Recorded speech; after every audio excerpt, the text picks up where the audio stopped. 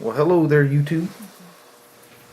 We are back with another unboxing. This time we have the Google Nexus, the new Nexus, the new Nexus 7. I guess I should clarify there. Very Apple-ish in there, in Google's very minimalist packaging, which I really like. As you all know, it's made by Asus. So let's roll this bad boy out of the box here right quick. Don't want to damage anything. You know, oddly enough, I picked up an iPad mini too. It's an older one. I was just gonna use it as a comparison, and I'll give it away as a Christmas gift or something. And I still have the Kindle Fire HDX 7 also, that I did my last unboxing and review on. So I still have both of those. And of course we're locked in. I actually really appreciate having the tape on items. That way I have the peace of mind of knowing that that the thing has not been previously used or fiddled with. It's a nice tight box, as Apple's are, which is always nice. There is the Nexus 7. But oddly enough, the box for the Nexus 7 is heavier than the iPad mini box, which I thought was kind of peculiar. Oh, look at that. It's got a nice pull tab on it. So let's just set this aside for a brief moment and see what's in the box. Some quick start guides, Spanish and English. How you charge it. I love that when a device is so simple that it, there's no real manual to it. Warranty and safety guide, and also in Spanish. So we have the infamous, and I don't know why everybody's happy with these things, or happy to using them, the OEMs anyway, as these micro USBs. As I've mentioned before, the little plate that's inside that thing, you give that thing one twist and it snaps the terminal off in the device.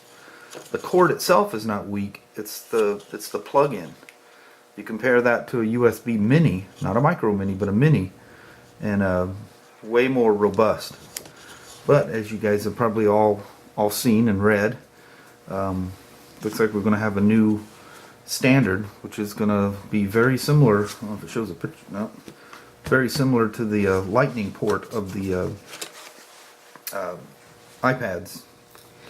So when I was surprised that it had the folding prongs on the Kindle Fire, I must have been thinking of the Nexus non-folding. I really like when those things fold. But I've got other ones for different cell phones and other cameras that I use, and I usually leave these in the box. In fact, I also leave the sync cord in too. I never use them. I don't remember how that was in there, but I'll just set it aside here and dump all the stuff in. I've got enough cords and stuff. I like everything in the box, so if at some point you go to sell the device, or pass it on as a gift or something like that, they get to open up something that looks brand new. Just as I would like to receive it if I was buying it used or whatever. Anyway, let's pop her out of the package. I'll try to make this as brief as possible. And it's got the nice unfolding plastic, which there again is very Apple-ish. I don't know if you guys know this or not, but the Nexus, any of you guys that are Steve Jobs, it doesn't have it on here, but the red X in Nexus is very similar to the Next OS that Steve Jobs came up with after he was ousted from Apple. I always thought that was kind of a funny thing. So definitely definitely a thinner form factor. It's nice and light. Rearward facing camera.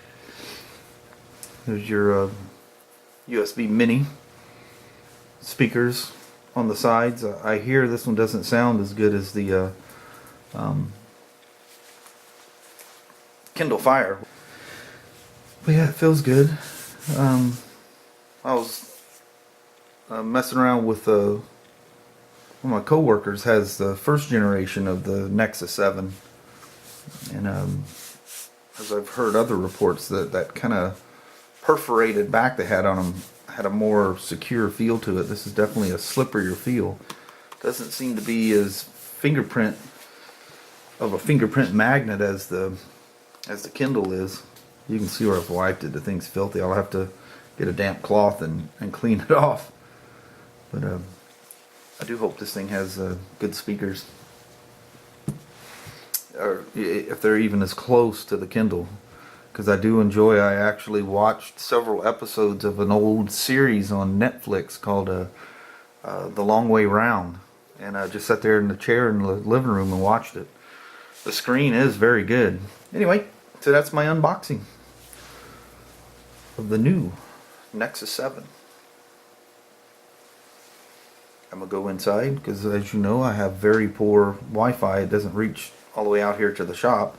So I'm going to go in, do it, boot it up and log into it, and we'll go from there. I'll come back out and we'll do some comparison. Anyway, thanks for watching the unboxing.